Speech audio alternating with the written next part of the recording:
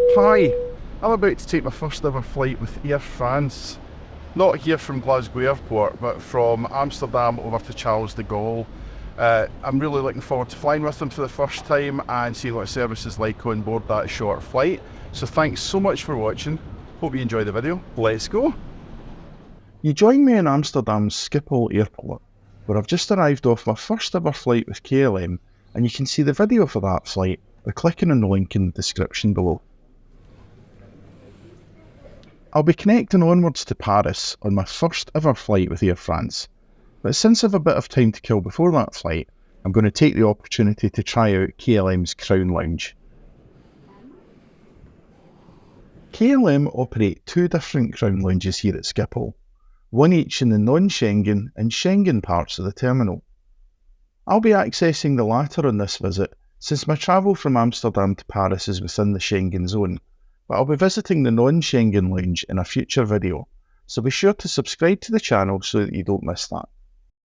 I'm only flying economy on this trip, so my lounge access is courtesy of my SkyTeam Elite Plus status, which I have thanks to partner airline ITA. Entry is simple via self-scan terminals which will check against your boarding pass and let you in if you're eligible. Mine worked fine, recognising my SkyTeam status without any issue.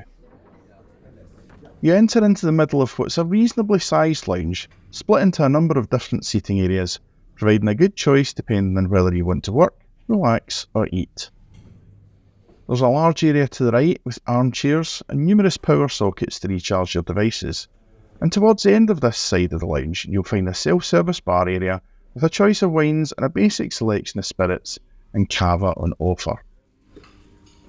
Moving back towards the centre, there's a small buffet area serving a basic selection of hot and cold buffet items, along with tea and coffee.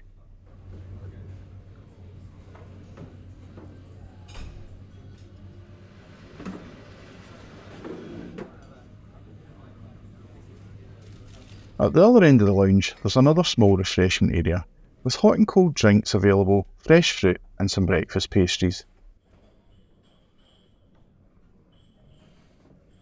Beyond this was another extensive seating area with a number of high-backed chairs for more privacy. This end of the lounge seemed more geared towards work, with long benches and a number of screened-off desk areas. You'll also find the showers at this end of the lounge. I also noticed that there was a separate mini-lounge for Flying Blue Ultimate members, which is Flying Blue's exclusive top-tier frequent flyer level. However, having had a quick peek inside, I didn't notice any additional facilities other than some soft seating and a coffee machine. After a quick tour around the lounge, I decided to try my hand at the self-pour Heineken tap. No doubt I'd probably make most bar staff recoil in horror at my efforts, but it still tasted fine. I also grabbed a couple of croissants on offer, which were surprisingly good. Given that the lounge felt very warm, to me at least, the cold beer was actually very refreshing and welcome. I didn't have a long time to spend in the lounge today, and before I knew it, it was time to head along to the gate for my next flight to Paris. I'll be honest that I was left a little disappointed by my first visit to a KLM lounge. While I appreciate that this is in the Schengen area and is more geared towards short-haul passengers, I still felt that the offerings in terms of food and beverage were fairly poor with relatively basic options.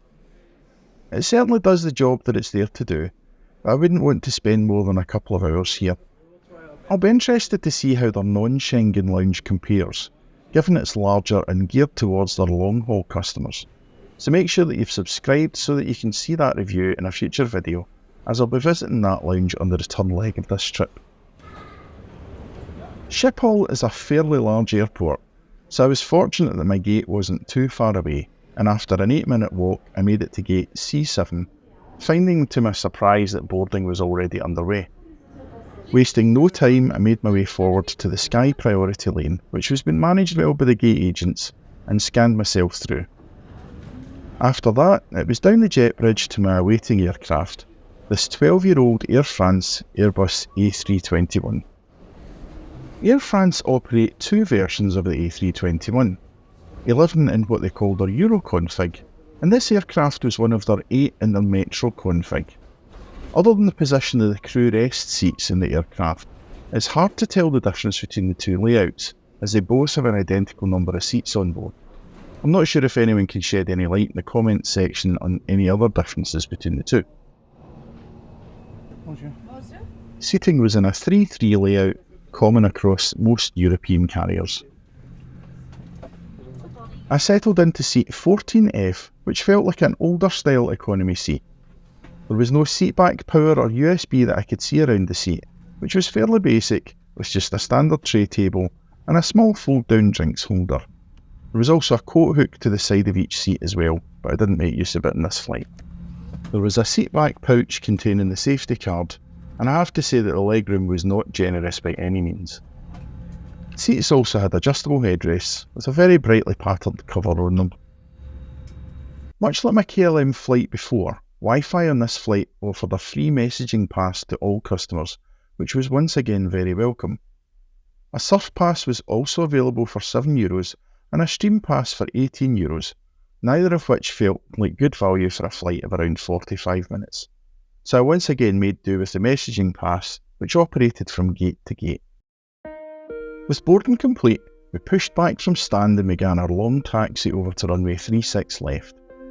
This runway is infamous in aviation circles and was opened back in 2003. It's a whopping 3 miles or 4.5 kilometres away from the terminal area and feels like it's in the middle of nowhere compared to the rest of the terminal.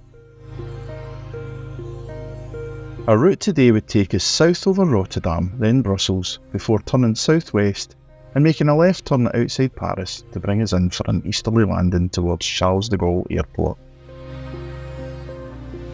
As we pulled up to the runway, we had a fantastic view of this Delta A330-300 taking off on its way to Detroit.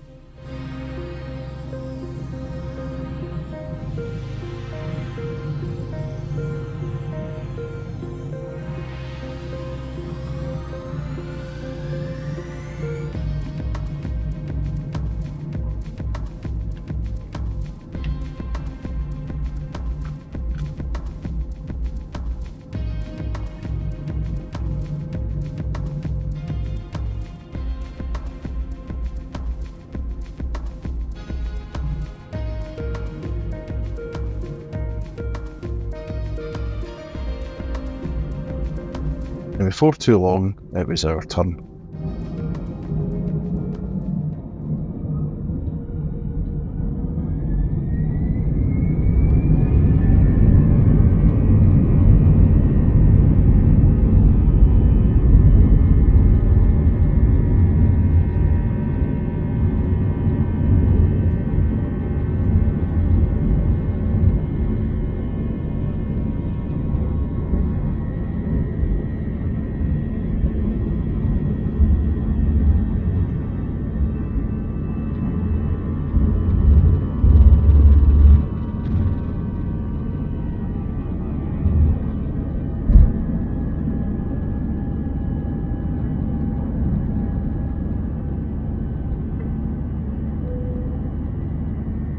If you're enjoying the video, please hit that like button and subscribe to the channel.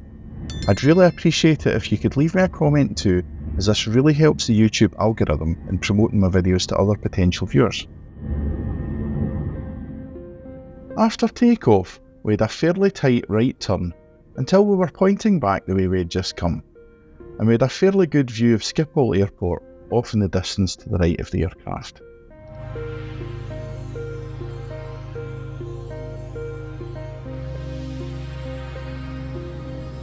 The crew were quick to start service not long after our initial climb, and despite this being such a short flight, we were offered a choice of drink along with a snack, in this case a cream cheese and cucumber sandwich.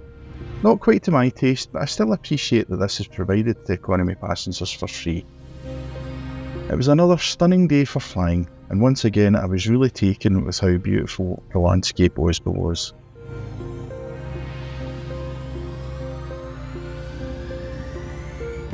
As we grew closer to Paris, the weather grew a bit more cloudy, and with it came a few patches of turbulence, but these were over fairly quickly.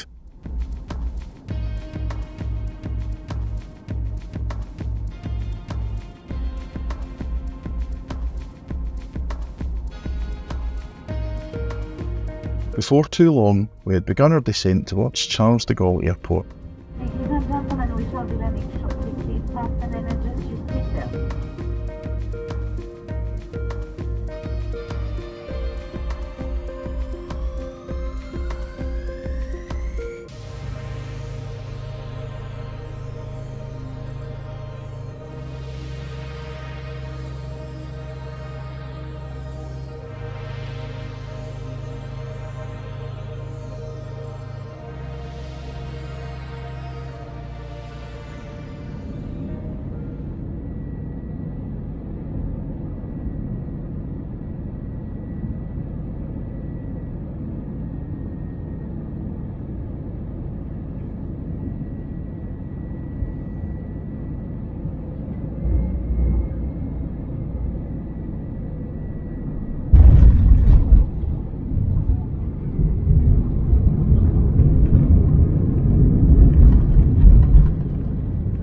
Touching down on runway 09 left was what I can only generously describe as a very firm landing.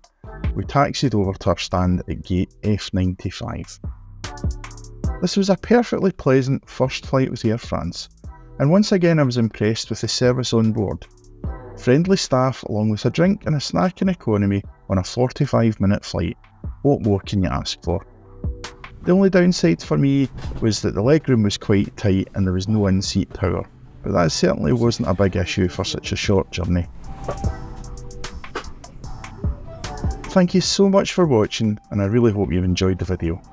If you have, please make sure you subscribe to the channel so that you don't miss out on new videos as they're released, and I'll be releasing more videos from this trip as KLM and Air France in the coming weeks.